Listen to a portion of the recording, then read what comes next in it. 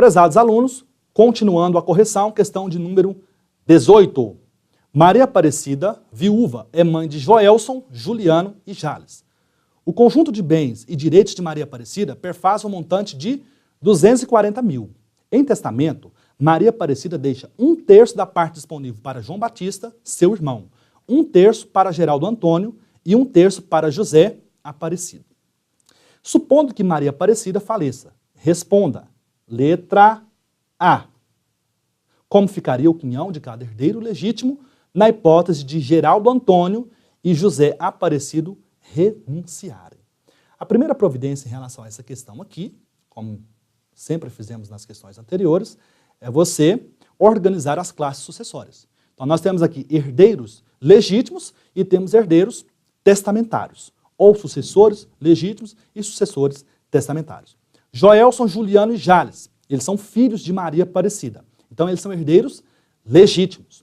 João Batista, Geraldo e José Aparecido são herdeiros testamentários. Qual que é a segunda providência? Analisar o patrimônio da falecida. Nós temos que analisar aqui qual que é a parte disponível dela. A parte disponível é aquela que não integra a legítima. Artigo 1845 do Código Civil. Então, 50% desse total aqui do patrimônio dela, que é de 240 mil, poderá ser direcionado aos herdeiros instituídos ou testamentários. Nós vimos que a falecida ela é viúva, então não tem direito meatório. Então nós temos que a parte disponível é 120 mil, e cada herdeiro testamentário vai receber 40 mil, e cada herdeiro legítimo receberia também 40 mil. Então como ficaria o quinhão de cada herdeiro legítimo na hipótese de Geraldo Antônio e José Aparecido renunciarem? Geraldo Antônio e José Aparecido, conforme nós vimos, eles são herdeiros testamentários. Quando eles renunciam, o que vai acontecer aqui? Nessa hipótese aqui, nós temos a especificação dos quinhões de cada herdeiro testamentário. Como foram especificados os quinhões, a renúncia desse herdeiro testamentário faz com que essa parte volte para o monte partilhável da sucessão legítima. Então, cada um tem 1/3. Então nós temos 2/3 aí da parte disponível. Esses 2/3 da parte disponível vão retornar ao monte partilhável da sucessão legítima e acrescer a parte dos 3 herdeiros legítimos. Essa é a solução. Ok. E letra B? Como ficaria o quinhão dos herdeiros testamentários na hipótese de Joelson renunciar à sua parte? Olha, Joelson é herdeiro testamentário. Joelson é herdeiro testamentário. Não é? Perdão, Joelson é herdeiro legítimo. Joelson é herdeiro legítimo. Qual que é o questionamento aqui? Nós temos 2 títulos sucessórios. Nós temos sucessão legítima e temos sucessão testamentária. Ok, um herdeiro legítimo aqui está renunciando à herança. Essa renúncia do herdeiro legítimo vai impactar a sucessão testamentária dos herdeiros testamentários? Resposta, não. Não vai impactar a sucessão testamentária. Então, a renúncia aqui do Joelson vai ter como consequência aumentar o monte partilhável dos herdeiros legítimos. Artigo 1810 do Código Civil. Letra C. Na hipótese de a falecida não ter estipulado o quinhão de cada herdeiro testamentário, como ficaria a divisão na hipótese de Geraldo Antônio renunciar? Vamos interpretar o enunciado. A falecida aqui, a Maria Aparecida, ela especificou os quinhões aqui dos herdeiros instituídos, dos herdeiros testamentários. 1/3 para um, 1/3 para outro e 1/3 para outro. Imaginemos que, em vez dela fazer isso, ela tivesse simplesmente nomeados o Geraldo Antônio, o José Batista e o José Aparecido. Tivesse nomeado eles conjuntamente, sem especificar o quinhão de cada um. Simplesmente nomeia eles. Olha, são meus herdeiros instituídos referente à parte disponível. Ok. Aí a pergunta é, em não havendo especificação, se um dos herdeiros testamentários renunciar, qual vai ser a consequência dessa renúncia? Ela vai impactar aqui a sucessão testamentária ou vai impactar a sucessão legítima? Essa parte que foi renunciada, no caso, por Geraldo Antônio, que é sucessor testamentário, ele não é legítimo, ele foi instituído, vai impactar a parte da sucessão legítima, isso é, a sua parte vai acrescer a legítima dos herdeiros legítimos, ou vai acrescer à parte dos sucessores testamentários. Resposta, artigo 1941 do Código Civil.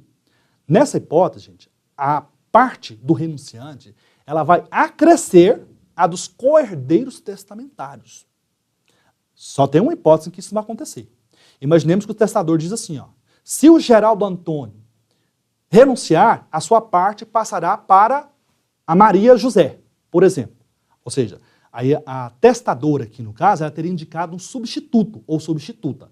Nessa hipótese não há que se falar em direito de acrescer dos coherdeiros testamentários. Mas nós vimos que o enunciado da questão não traz essa informação. Então nós não podemos presumir que a testadora ela indicou algum substituto. Então se o Geraldo Antônio renunciar, e em não sendo o caso de especificação de cada cota-parte, essa parte renunciada por Geraldo vai acrescer a dos coherdeiros testamentários. Fundamento, artigo 1941 do Código Civil. Passemos à análise da questão de número 19.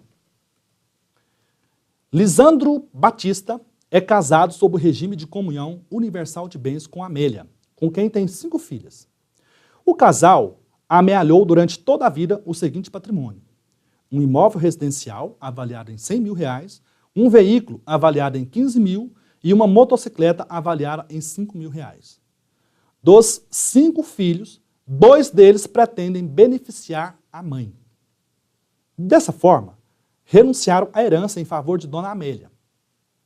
Supondo que o quinhão de cada filho seja de R$12 mil e que a alíquota do ITCMD é de 4%, qual seria o valor do imposto a pagar por cada um deles? Justifique. Então, primeira observação em relação a essa questão é a distinção existente entre renúncia abdicativa ou renúncia própria e renúncia translativa ou translatícia ou in favorem e renúncia imprópria. Então, nós temos uma distinção. Renúncia abdicativa ou renúncia própria.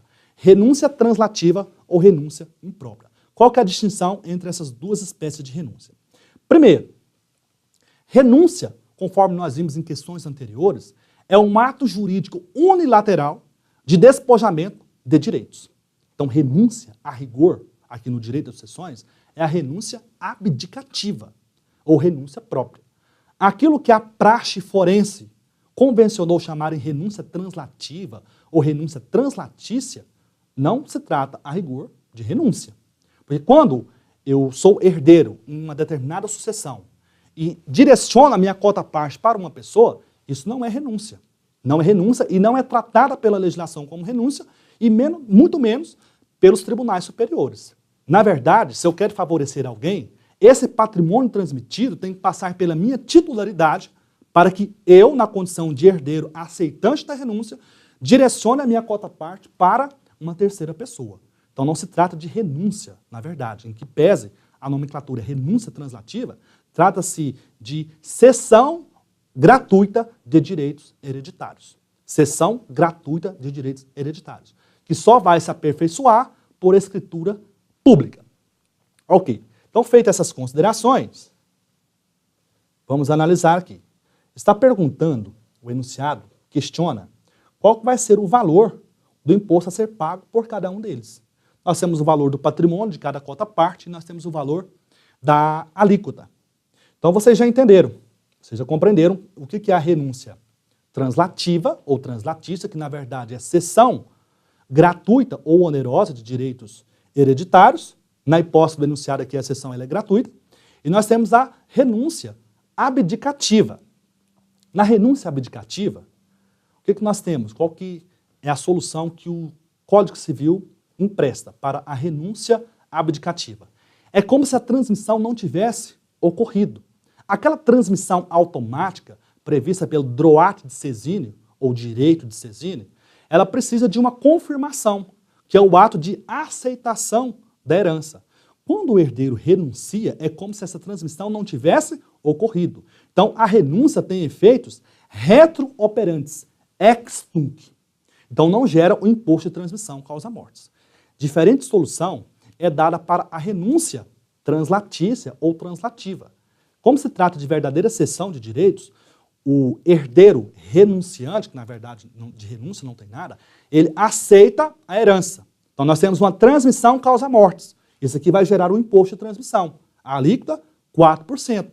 Quinhão, R$12.000, R$480. Quando ele direciona a sua parte gratuitamente para a sua mãe, nós temos uma doação. Doação de direitos. E a doação é fato gerador do ITCD, que é um imposto de natureza estadual. A alíquota é a mesma, 4%. Então, R$480. Então, respondendo a questão aí, fica fácil. Em relação aos herdeiros que não renunciaram, cada um vai receber R$12.000. Então, imposto de transmissão causa mortes. R$12.000, alíquota de 4%. Eles vão pagar R$480 de ITCMD. Em relação a esses dois renunciantes, que de renúncia não tem nada, conforme acabamos de refletir, eles vão pagar R$480 cada um, relativa à transmissão causa-morte. E no momento em que eles direcionam o quinhão deles, a quarta parte deles à mãe, nós temos uma doação, em que vai haver aí a geração do ITCD. No estado de Goiás, o donatário, que é o sujeito passivo do imposto, o donatário. Nós temos o doador, que é quem efetua a doação. O donatário é quem é beneficiado de uma doação. O donatário é o sujeito passivo, portanto é o devedor desse tributo. Da mesma forma, quem é o herdeiro, quem é o beneficiário aqui na herança, ele é o devedor.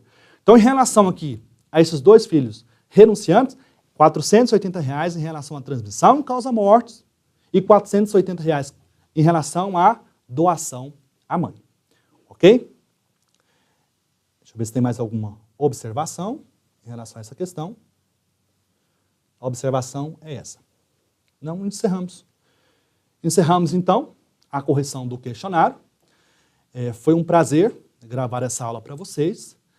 Oriento, como sempre, que vocês estudem, que não fiquem presos só às aulas expositivas em sala ou às videoaulas. Isso empobrece muito a formação acadêmica de vocês. É necessário o comprometimento permanente com a leitura.